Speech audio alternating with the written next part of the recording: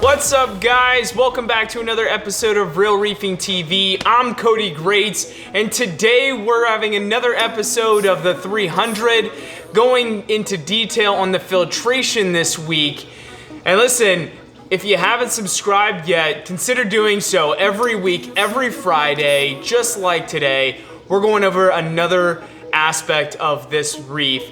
We've already gone over the lighting, the plumbing, the livestock. Today we're getting into the filtration specifically because Thomas DX dropped a comment in my last video asking me to talk a little bit about my skimmer, so that's what we're gonna do today. If you guys do have any questions or you want something of this reef covered in a future episode, drop it down in the comments below. I'd love to, explore that for you guys. This is what it's all about, just sharing knowledge in the reefing community and keeping it real.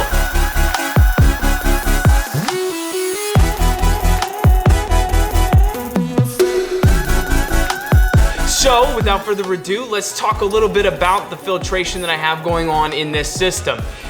First thing is the filter socks. So water comes down from the drains, from the main display, comes down into a section that is nothing but some biological filtration. Let's show you that in just a second here. So water comes down from the drains. Uh-oh. I just turned up my... Shoot, I had this thing dialed in.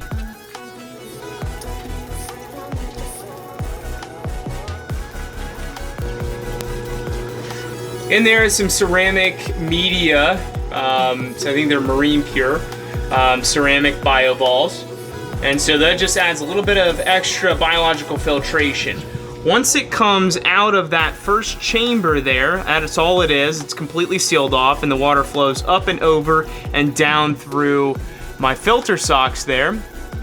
Once it goes through the filter socks, goes underneath this baffle right here, and hits the skimmer.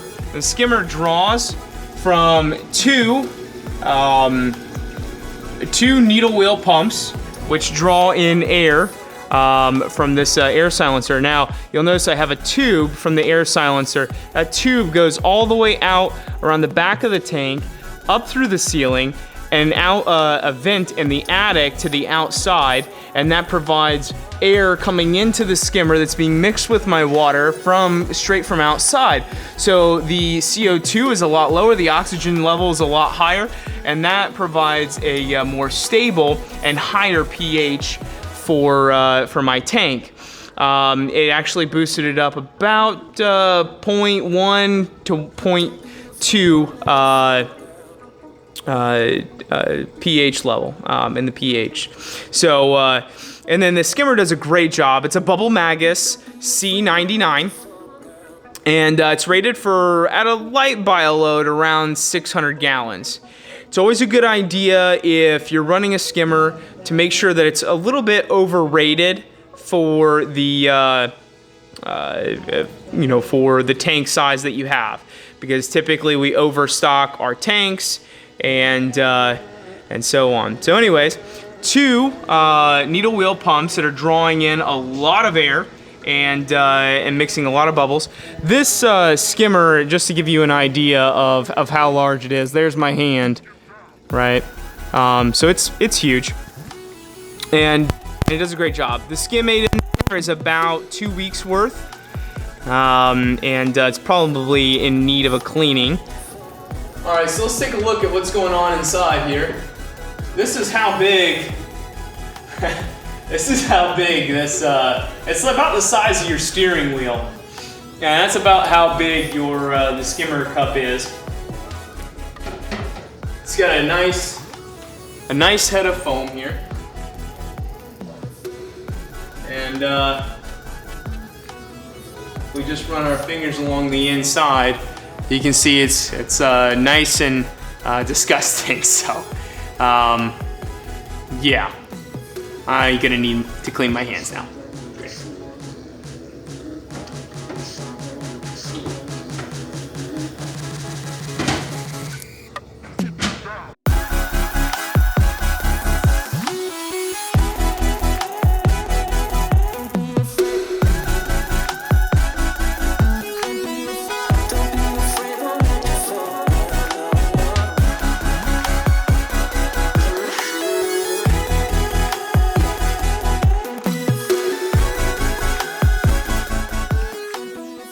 All right, so yeah, the skimmer does a huge part of the filtration in my system. But you know what also does a huge part of the filtration? It's the rock. All of the surfaces, it's the sand. It's that biological, that bacteria that lives on the surfaces of inside the tank that really do the heavy lifting for the filtration in there. Another piece of equipment that I have on this system is right behind me right here, and it's a dual stage media reactor. So for my dual stage media reactor, the water actually comes off of the manifold that is pumped and powered by my return pump. And so it comes up, goes over, up, and through this tube right here. Push fit connectors, love it. Makes it easy. Goes to the first stage, which is GFO.